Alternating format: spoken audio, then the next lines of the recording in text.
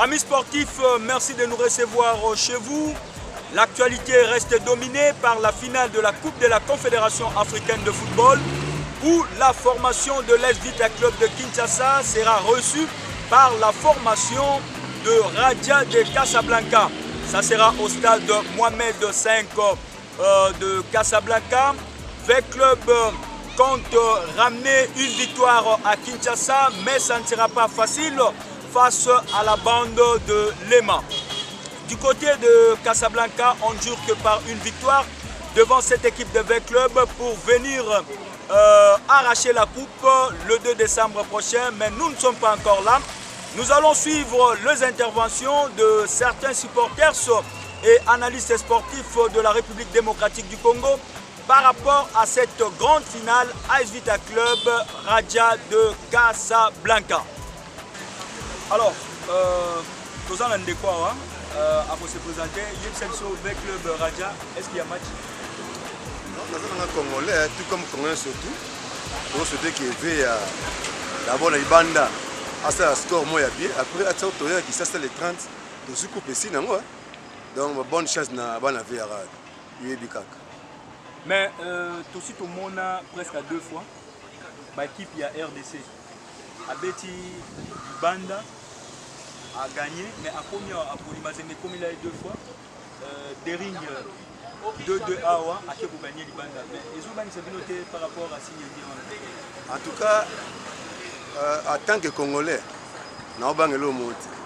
Nous avons vu que Nico Davé, comme aller, comme retour, donc vers la ligne centrale.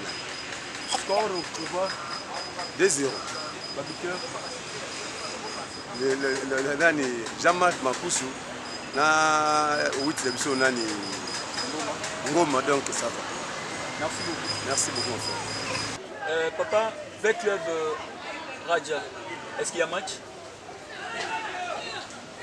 Score au monde combien? En faveur à Nan. Avec Club. Ni ne sont rassurés que avec Club va gagner. Bon, on a 100% avec lui. Mais bano ba botami lelo balobina ba mona coupe ya Vita te. Donc tout ba mona mo. Bon, je ne sais pas. La banda marqué Fumama. Comment la tout la plus avec était la veille mais était dans ma tête était non bon. Mais na 81 Vita ratera coupe tellement awa face il y a jeunesse électronique de Tissu 81. Ouais bah Mbala Kovo. Bambala Kovo, Tubilandu, Kondi, Taka Bokina. Wana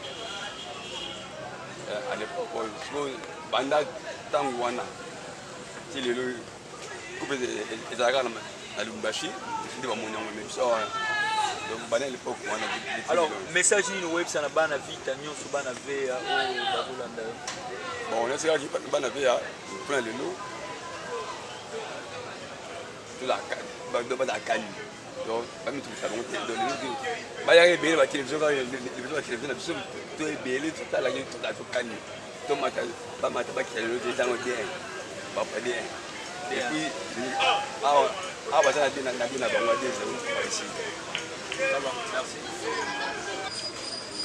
Tomoni ndeko za komo ndeko nani? Bon, merci. Nga kombo na nga meki ya Denis meki ya mingi yebela mwana Vea. Yebela mwana Vea lelo eza ya koinda Vita Club Raja de Casablanca finale aller. Impression eza ndeni? Bon, impression na nga naza na sentiment makasi ya omona finale oyo donc encore deuxième fois lisusu mpo na ngai ya liboso elekaka tomonaka te mais oyo mpenza donc impression na nga vraiment donc naza na sentiment makasi ya omona finale oyo. À partir à Casablanca, vous avez même moral dans l'équipe ou même moral, oh, ils sont d'abord na kinit. L'intention na biso faut tombola yango est obligé. Donc à partir kuna donc il y a Maroc na pesi ba salutation na ngai et pas ya Lukonk meilleur gardien na biso yo wana pina don lenda ya mpanju wana pina don lenda lukombo makakumbwa lenda ya donc merci vraiment bolenda kuna Padou défense wana eza yo ya Padou bopunga esprit oh Denis Kambaya azongisa biso na réforme esprit moi avec esprit bon wana totombola ngo. Alors conseil nini opesa na coach Florent Ibenge pour na match à lelo? Bon conseil na opesa coach na biso coach Android coach à vitesse na opesa conseil coach yoka te équipe eza yo biso tout même ataba ba président yemoko numéro 1 je sali Raïs Kabange président na biso azolanda donc koyoka yoka te na coach Android ba changement na yo surtout na ba changement coach faut yo kaka pe ba ko équiper na yo ozana coach Raoul Chungu bozawana coach Tokala azawana donc staff ya technique mobimba même moral boka debana donc bapesa biso ba supporter esengo o tukataka na 2014 na martyr na expérience. Merci. Je sais pas vraiment Tino au petit biso sous donc si biso sous na finale. Merci pina Florent Ibenge, beaucoup de chapeau. Merci. Bon de dépôt. Comment on a dit de Lussasu. Monsieur dit de Lussasu avec le Raja, est-ce qu'il y a match d'abord? Ouais. Match c'est quoi? Match de Mesa, ça peut peler. Alors, pour aller dans mon médecin, vous assure que avec le ballon, bon, Raja et Bibiso, la première fois, tu bêtis face de poule, tu y es sur le coup de la finale. Bon, malgré toute cette équipe, ma casse de minimiser, cette équipe de bêtis, il n'est pas préparé par rapport au vite à bêtis qui est en face de poule. Net au côté sur la finale, vite à pas préparé.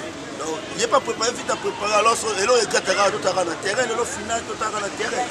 Mais comment l'équipe Nyonso ya RDC, ceux qui finale à Zobeta et pas surtout la Coupe de la Confédération, pas pour faire la bamoto. Tout à l'heure, Mazé Makenda Obeta Africa Sport Libanda 3-1. À comment on a 20 0-0. Monté Mapemba Banda, on a Bréori 2-2. À qui vous gagnez Libanda. Peut-être vite après à regagner les lois à Ropola. Ah bon, sorry. En tout cas, dans ce pays-là, il y a des gens qui ont une histoire de Masolo Balé, Banda Martyr et Banda. Au final, les bêtes à aller, les bêtes à mis en retour, les bêtes à mis Libanda. Quand vous avez fait club de notre bêtes Libanda, tu as coupé, vous mettez l'ennemi. On va bien avoir tondo le l'ennemi. Et puis, Manamboko, à rien. On a limite. Jamais. Mais tout le monde a 20 mains. Pour payer vraiment et l'ennemi. Autobaboto, on a dit pourquoi. Wana lobi Mazembe abetaka na Lubumbashi to awa kotoka la Mazembe 2 ans awa mais pona nga siko fita bo mekana nga bo mekana fita bo sepela selon yo eza finale ya Coupe d'Afrique il y a 30e mais obeta na Kinshasa il y a vainqueur donc il y a CAF so totali finale à CAF o coupe telemi au comment coupe telemi o coupe telemi awa finale à CAF celui na go raisonner bien ezalaka ya bilima o à l'époque mbule betaka ba nani Champions League ya CAF le roi awa ya CAF contre ezalaka comment de quoi ça la si je me rappelle bien, équipe Nini. A rattrapé même coupe. Non, Champions League, il y a Nini. CAF coupe, il y a Betama. Donc, voilà, il y a un Mara Libanda. Vous assurez. Oui, allez, Banda, Betama. Ah, retour de Mara Libanda. Vous assurez. Oui, si, sur le monde, il y a un repoussé. Mais la question, exemple, coupe, il y a CAF, le lot. et ben même bien comme vainqueur de coupe Mazemba Tango a ou na Kinshasa na 20 mai voilà siko tango expliquer nga bongo nenge chance siko kombo ngana naza siko na nenge oyo tolobake ya cave nenge oyo to chana na kombo. Alors pronostic pour le match à Lelo score pronostic pour le match à Lelo attaque bien vraiment du 100 na ko pesa vraiment te pour que na mi pesa ra pour na sentiment non to c'est la match bête mandé to yeba siko na terrain que les meilleurs gagnent donc c'est ça quoi donc on va sa pronostic te pour Raja pas préparé faire pas préparé tout dans la terrain conseil nous pesa coach Florent bon conseil vraiment comme tel vraiment on peut sa coach mais azam mutu amekaka ko changer moi système na ye kaka o ya petelaka surtout mingi ba changement na o asalaka na suka wana ya ba 70 ba 80 non le temps de mon équipe so boiter déjà faut yebaka déjà ko changer déjà comment donc to ligne tout azam free coach of ma biso surtout nga première fois numéro 1 coach Beninga mais oyo randé ni so dans la stade de bateau mba ibengeso bon ibenge sonné ezanango bon nawo bane eza biso no so ba supporter to lobanga na biso ermo ko finga na yo coach wana mais pas na ngai aza responsable donc eloko wana mato beta moins c'était na ba supporter oyo to kinaka ba match parce que ba responsable ko finga ba coach mari kana meza bien te bambote no pesa nani bambote nanga na pesa vraiment toujours na bateau nyonso ka ba ebinga bateau nyonso ba ebinga ya kauka mobimba pa bazebele banda mboka libanda mboka vraiment na pesa toujours mbote pa vie na nga Alix wa Sabanga Solange wa Sabanga Ale wa Sabanga vraiment dans na suka wana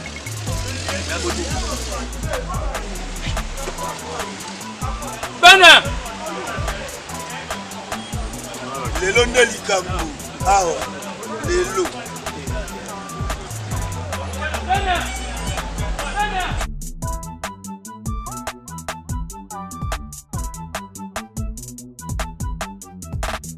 komonanga Messi héritier Levi supporter à Banavea bon point de vue nanga ezali David obeta na Maroc point de vue nanga ezake vita nde aza kuna na Casablanca vita ke mpona 2 résultats todi bale ezala na 3 résultats mais vita ke mpona 2 résultats soit a gagné soit a sa nini donc souye na ngai yango wana mpona vita bon ngai na conseil na koki opia Flora Ibenge te po Flora Ibenge ye atangeli mosala oyo osala ngai natangi yango te so na obi naloba wana eza na ya lokwa na lobi donc banimporte ko na koki olobela ye mpo na ngai coach asala mosala oyo atangela to bavoyage ake efere naka bimere premier coach ya bimere deuxième ngai nazala ete wana ya mosala na ye oyo atangela asala mosala ne mpo biso tosala bon liloba suka oyo ngai na oloba mpona bana vea bandeko na ngai tosoutenir équipe na biso ntina suka wana équipe oyo biso tozalaka nango so totiki yango toya na bato mosusu bosoutenir te toyane na bato boseka yango bana vea tosoutenir équipe mpe na retour tosala plein totondisa nzumu wana mpo eza première fois coupe etelema na martyr bana martyr wana etongama première fois coupe etelema wana oyebisa bana vea tosoutenir équipe na biso ntina suka ti le 2 décembre toyebele basanti vraimen toye eloko wana oyebisa bana vea yango score ya ale ya lelo bon mpo na nga score ya ale ya lelo nalobaki ke nga mpo na nga na wana 2 pronostic na nga eza to gagner ou bien tosala match nini donc pronostic yango wana mpona ngai koganye na biso ezala te ya ba 2 ya ba 1 mais match nil ezala ya ba 1-1 un but partout wana nde ezala bien mpona ngai mwa mbote na bato ya libanda oyo oyebi bango bon mbote ya bato ya libanda oyo nayebi napesi na mbote ya liboso koto ya mwasi na ngai na bana na ngai Milka Lebi Efina Lebi Héritier Lebi Israël Lebi mbote ya mibale na oyo opesa koto collègue nanga masa nanga bionique bionostar ngonkala bana pe nini donc ana kisasa ya libanda na okopia na masa nanga Marco Mukendi na minute aza na kati ya Lyon na France na asi Rolanda match ya vita ana na pie mbote na petit nanga Cyril ana kati ya Lyon Rolanda match wana ba mbote belé pe na na bamaso baa na kati ya Jubek na pe mbote koto avie na ngai na pe mbote koto avie na ngai Mesha na kati ya Pretoria na kati ya France na pe mbote bele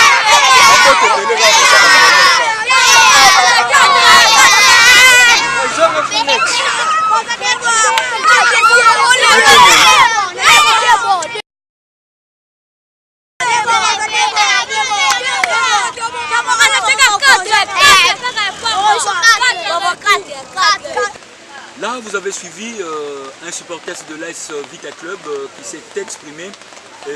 Il promet que Vita Club pourra faire de merveilles. Merci beaucoup à Fiston Perro, Balobi, caméraman Waedi Moussala, Mwana Mouken Ngengenae, Fiston Perro, qui est en train d'abattre un grand travail du côté de la régie finale. Pour la petite histoire, signalons que l'AS Vita Club avait joué sa toute première finale. C'était en 1973.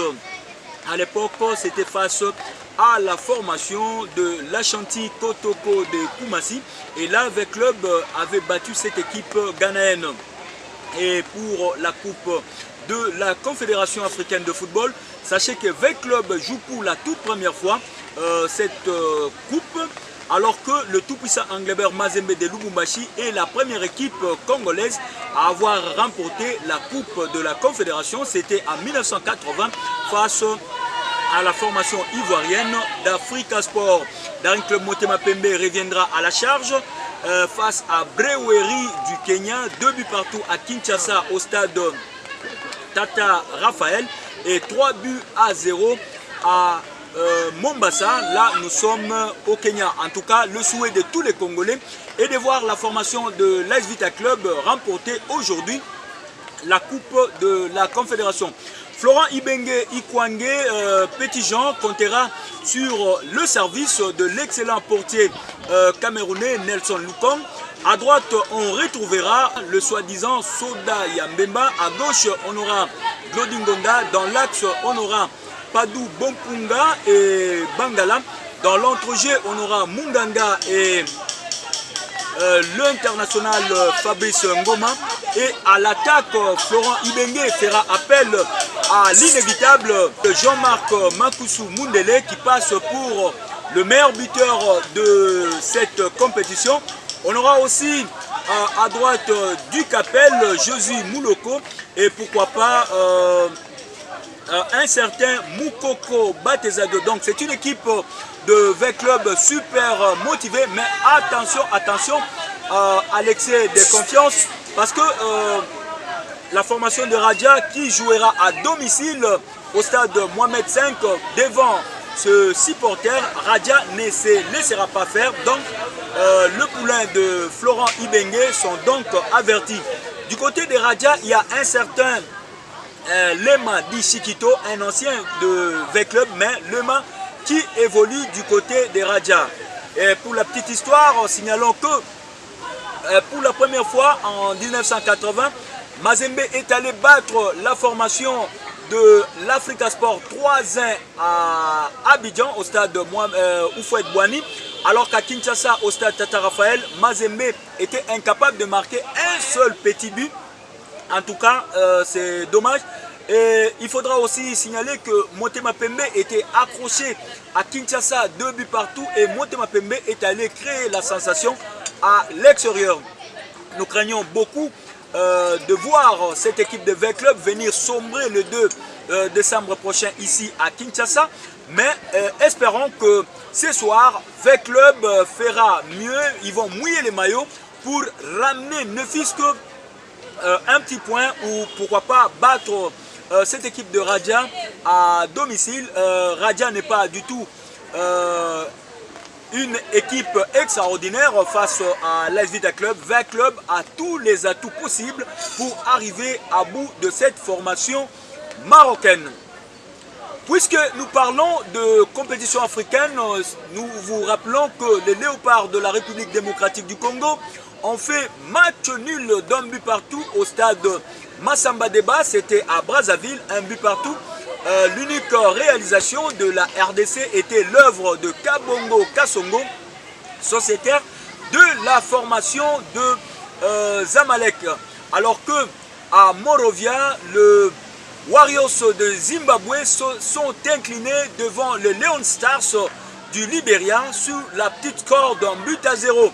Ainsi donc, dans le classement, dans ce groupe, le Warriors du Zimbabwe trône en tête avec 8 points, talonné de justesse par le Leon Stars du Libéria avec 7 points, alors que le Léopard de la République démocratique du Congo arrive en 3e position avec 6 points et le Diable Rouge du Congo-Brazzaville ferme la marche avec 5 petits points. En ce qui concerne le U23, sachez que le Léopard de la République démocratique du Congo, le Léopard Espoir, ont atomisé le Rwandais ici à Kinshasa, 5 buts à brosse, ça n'arrive pas tous les jours. Les Amavubi Espoirs du Rwanda ont été crucifiés, 5 buts à brosse ici à Kinshasa. En tout cas, félicitations aux poulains du coach Christian Sengibiembi qui ont prouvé de quoi ils sont capables. On a vu un certain Jason Mouleka à lui seul faire 2 buts face à une équipe rwandaise. Nous allons terminer par la Vodacom Ligue 1 pour vous dire qu'on a joué hier au stade Tata Raphaël de la Tétine. La formation de Daring Club Motema Pembe a battu la formation de l'AC Rangers sur le score de 2 buts à 0. Puisque nous parlons de Motema Pembe, sachez que le mercredi prochain, Motema Pembe entrera en danse en compétition africaine, donc en Coupe de la CAF, face à la formation des Anges de Fatima de Bangui, une équipe de la République centrafricaine capable aussi de tenir en respect les Immaculés. Les Anges de Fatima, souvenez-vous, avaient compliqué la tâche à l'équipe de tout-puissant Anglebert Mazembe. Et pendant ce temps, sachez que le champion du Congo en titre, la formation de l'AS Nyuki, sera reçu le mercredi prochain par la formation d'Al Hilal Chandi du Soudan du Sud. En tout cas, bonne chance donc à nos 2 représentants en Coupe de la Confédération africaine de football. Le tout-puissant Anglebert Mazembe et l'AS Vita Club sont exemptés du premier tour. En tout cas, Mazembe continue sa préparation à Lubumbashi, alors que la formation de l'AS Vita Club est en Coupe de la Confédération africaine de football. Merci à vous tous qui étiez en train de nous suivre un peu partout à travers le monde. Coucou spécial à Bibiche Boulenga, vous êtes ici à Kinshasa. Coucou spécial à Chantal Kandou, vous êtes en Espagne. Coucou spécial à tous ceux qui sont en train de nous suivre à travers le monde. En tout cas, merci, ne soyez pas dessus. À la prochaine occasion, au nom de toute l'équipe technique et on y est propre, je vous dis sincèrement merci et espère vous retrouver très prochainement sur le même zone. D'ici là, portez-vous bien et bonne suite des programmes. Ciao!